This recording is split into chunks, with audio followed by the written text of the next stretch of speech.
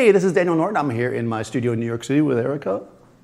And we're going to talk a little bit today about things you can do with your small flash to make it not suck.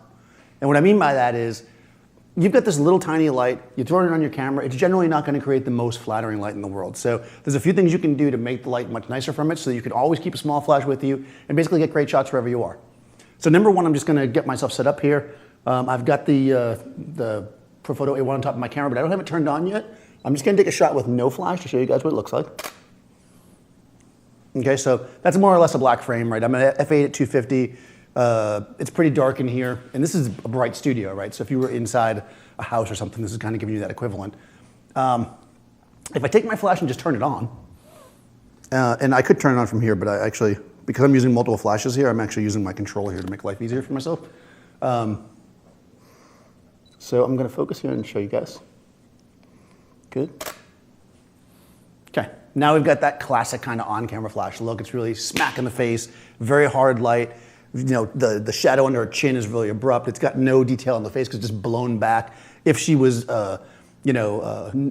sweaty or glowy, she'd be blown out. I mean, right now she's at the brink of it. Some people like this look for certain feels, and of course, you can do that, right? But I think in this video, we're talking more about kind of a more classic portrait feel. So the number one thing is to make your light better is to take it off the camera. So I'm going to take this off the camera.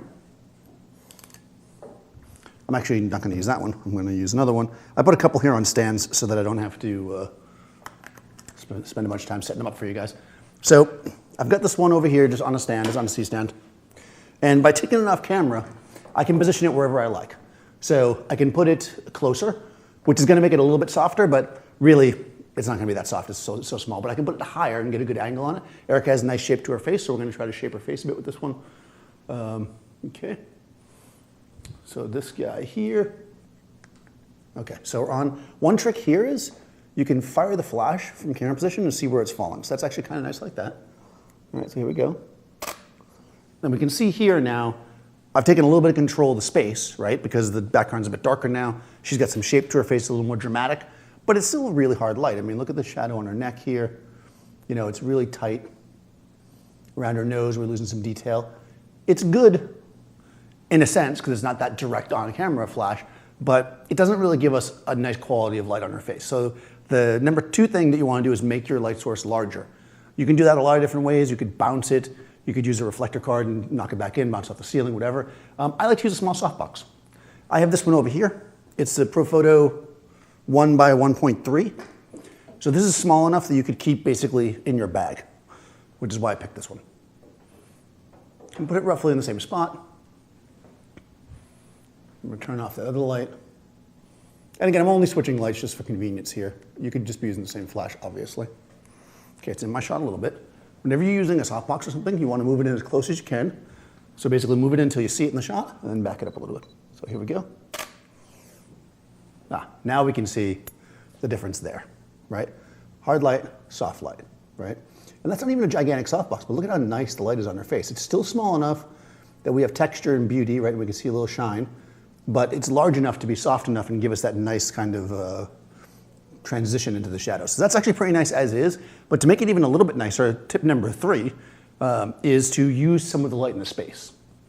So I'm at 250 now at f8. I'm just going to look in my camera and use the meter, and I'm going to dial my shutter speed until I get about one stop under the ambient light, which is 1/60th of a second. Take a shot. We can see now, right? This one's got shape and tone. This one feels a little more natural down here.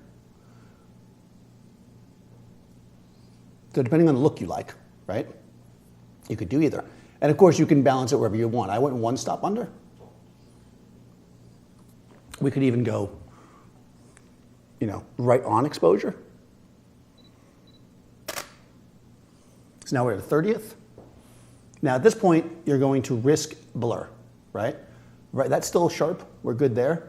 But if she was moving too much, like if you were taking like quick shots, a 30th might be a little slow, and what you'd end up getting is like a pop and blur effect, which is a whole other video, so we're not going to go into that. But you can see here that I went from,